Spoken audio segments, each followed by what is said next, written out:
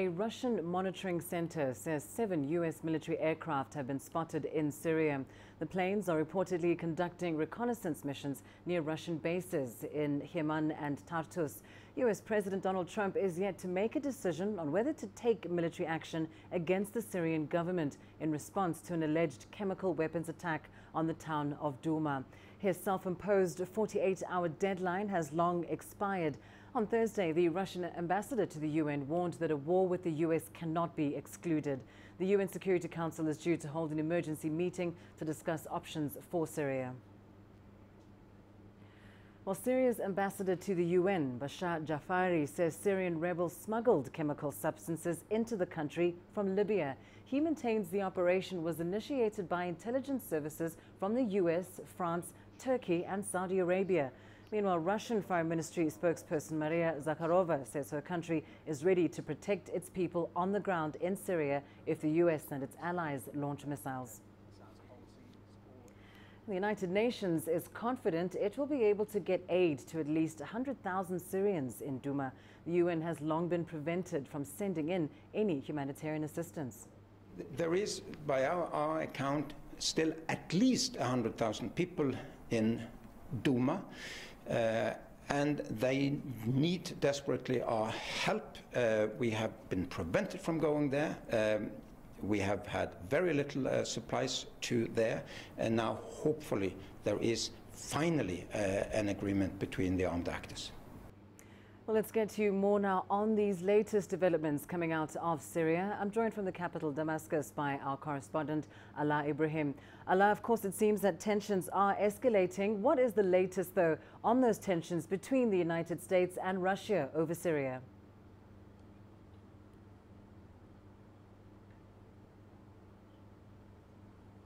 Well, it seems the tension is scaling down a little bit in the past few hours as we're hearing less escalation from the Syrian government in its statements, and we're hearing reports from the United States that this missile strike could be postponed, though nothing is clear at this point. But we are expecting the imminent arrival of OPCW, the International Watchdog Organization for Chemical Weapons. They will be arriving in Syria at the invitation of the Syrian government shortly, and they will be looking into allegations of a possible chemical weapons use in the attack that took place on Saturday on the town of Douma in eastern Ghouta. Bearing in mind that in the upcoming hours we're expected to hear a statement, an official statement from the Syrian army, in which the army is going to announce it has regained full control over eastern Ghouta, the suburb of Damascus that rebels gradually lost control of since the middle of February this year. And indeed, there have been many sort of developments over the past few days since Saturday that have involved the US, the UK, France and the like. You are in the capital, Damascus. Just how concerned are people there about a possible escalation of violence?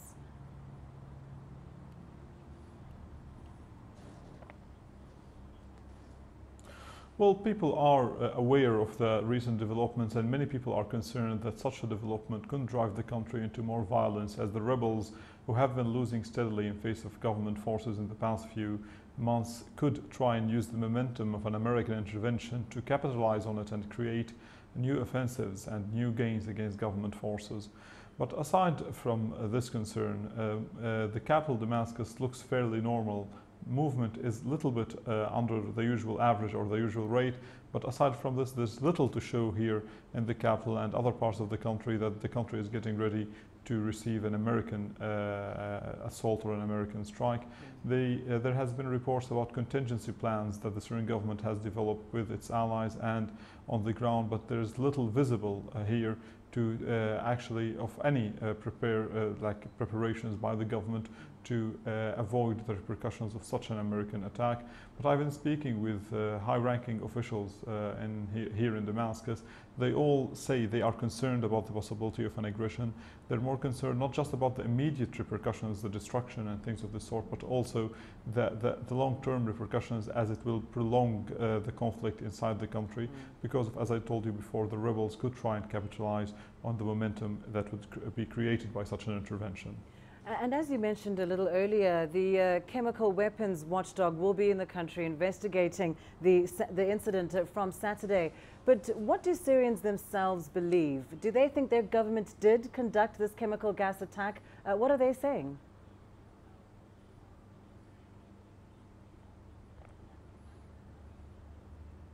Well, the attacks that took place on Saturday came at a very unexpected time, bearing in mind that the Syrian government was actually steadily making gains against the rebels. The Syrian army units were in close proximity to that of rebel fighters, which both reasons make the use of chemical weapons ineffective militarily, and it served no purpose for the Syrian government. Everyone here in Damascus knew that the government was going to take Douma sooner or later. The rebels had lost over 90% of East Ghouta, the district in which